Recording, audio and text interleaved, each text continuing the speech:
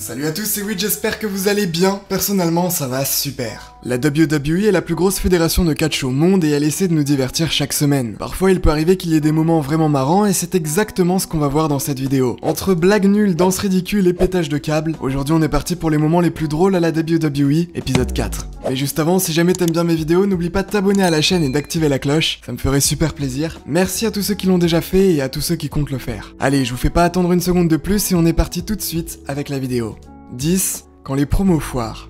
Pour être un bon catcheur, il faut à la fois savoir être bon sur le ring, mais aussi être bon avec un micro. Les catcheurs doivent régulièrement parler de leur rivalité, dire qu'ils sont les meilleurs ou qu'ils vont battre tel ou tel catcheur. C'est ce qu'on appelle une promo. Et parfois il peut arriver que ces promos foirent à cause d'un petit détail qui vient tout gâcher. J'ai plusieurs exemples en tête. Par exemple, ce moment où John Cena va annoncer qui allait être son partenaire pour affronter l'équipe de The Miz et R-Truth. I choose my partner to be The Rock!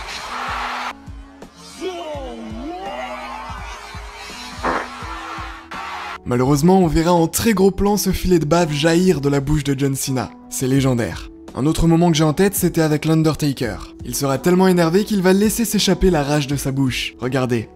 Rest in peace.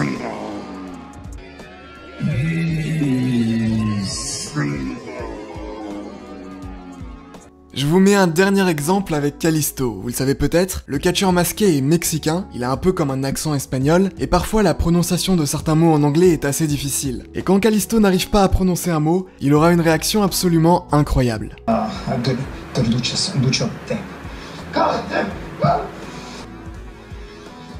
Il a littéralement fui. 9. Montez-Ford pète un câble. Celui-là, il me tue de rire. On est durant un épisode de Raw en 2019 et Montez-Ford faisait partie d'une équipe qui va gagner le match dans lequel il était. Sa joie sera tellement incontrôlable qu'il va complètement se lâcher avec les cordes, ce qui sera bien drôle à voir.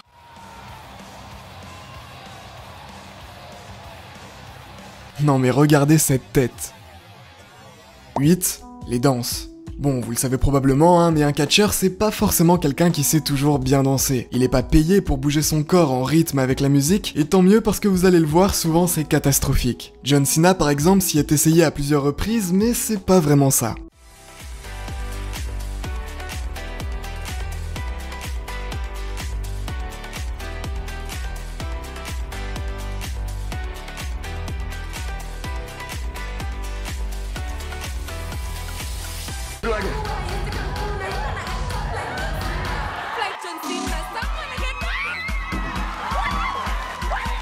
On monte crescendo avec le Big Show. Vraiment, je pense que s'il y a bien une façon sur Terre dont vous n'aimeriez pas qu'on vous souhaite une bonne année, ce serait certainement avec le Big Show en couche en train de danser sur une musique ridicule. Vous le savez que ça va arriver là. J'ai pas les mots.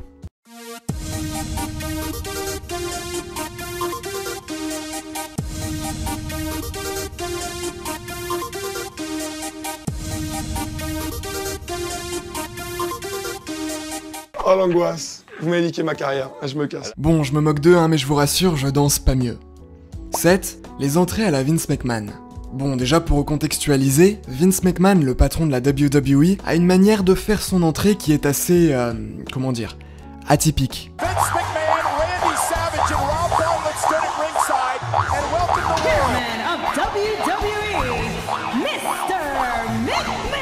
Mais surtout, ce qui est bien drôle, c'est quand les catcheurs vont se mettre à imiter cette entrée, en accentuant bien ce qui est marrant. C'est magnifique. I'm Vince McMahon, damn it! I'm the man! Vince McMahon auditioning for Ron Burgundy. Wait a minute! Oh my God! Upper Wrestling Corporation. I wonder if 6. Les promos. Tout à l'heure, je vous ai parlé des moments où les promos foirent, mais il y a aussi des moments drôles avec des promos tout à fait normales. Par exemple, je pourrais vous parler de ce moment où Paul Heyman va s'essayer à l'humour. knock knock. Who's there? Mike. Lion Brock Lesnar conquered The Undertaker's undefeated streak at WrestleMania. En vrai, ça va, c'est pas la meilleure blague de tous les temps, mais on a déjà vu pire. 5. Santino Marella. Forcément, c'est un catcheur qui a pour but d'être drôle. J'ai un moment en tête qui m'avait bien fait marrer à l'époque. En fait, Santino va se faire surprendre par la personne dont il parlait. Juste regardez.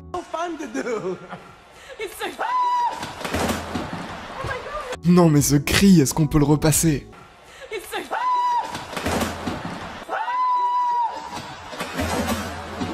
4. La New Day Family.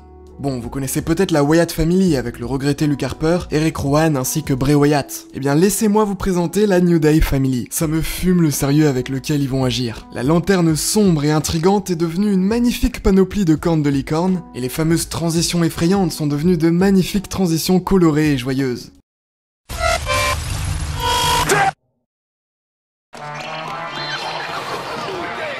« 3. Dean Ambrose. Si je devais résumer pourquoi le personnage de Dean Ambrose me tue de rire, je vous l'expliquerai en une image. Avec sa gimmick de lunatique, il pouvait se mettre à phaser sur quelque chose pendant plusieurs secondes. C'est comme si son cerveau n'arrivait plus à comprendre tout ce qui se passait autour de lui. Par exemple avec le moment où The Miz sera déguisé en John Cena. John Cena and Nikki Bella, boy, am I glad to see you. You do realize that... No, let me finish, John. Congratulations on beating The Miz and Maurice at WrestleMania because those two are the worst. Listen, you lunatic. We are the it couple. Maybe I need to make this clear. She is Maurice. I am The Miz, not John Cena. Well, in that case... Oh! Ambrose, dirty D's! 2. Les stunners. Comment parler des moments les plus drôles à la WWE sans mentionner les fameux stunners de Stone Cold Steve Austin que pouvait se prendre The Rock. À chaque fois, il va rebondir dans tous les sens du ring pour essayer de vendre au maximum la prise. C'est juste drôle.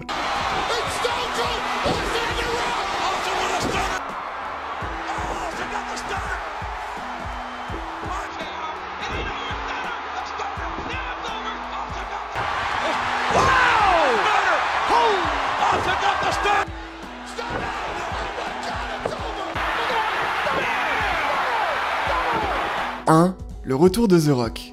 La WWE avait annoncé qu'un grand retour allait avoir lieu durant un épisode de Raw le 25 janvier 2016.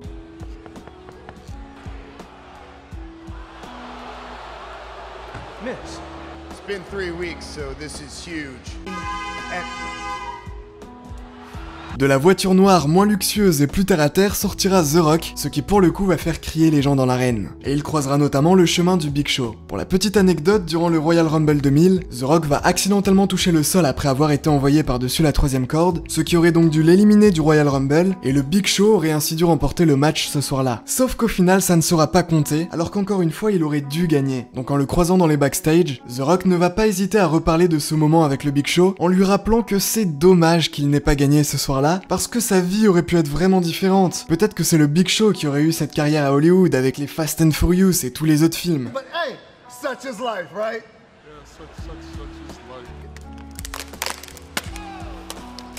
That is awesome! Le Big Show n'appréciera pas vraiment ce rappel. Voilà, on arrive à la fin de cette petite vidéo. Si jamais vous avez lâché au moins un sourire, n'hésitez pas à vous abonner à la chaîne. Vous pouvez également me suivre sur Instagram et sur Discord. Merci encore pour votre présence. On se revoit très vite pour de nouvelles vidéos et d'ici là, portez-vous bien. C'était Wiz, bye tout le monde. Yo, I ain't here for the money, I ain't here for the fame. Though it might be nice to own a jet plane, I'ma do it all for you. Come along and see it's true.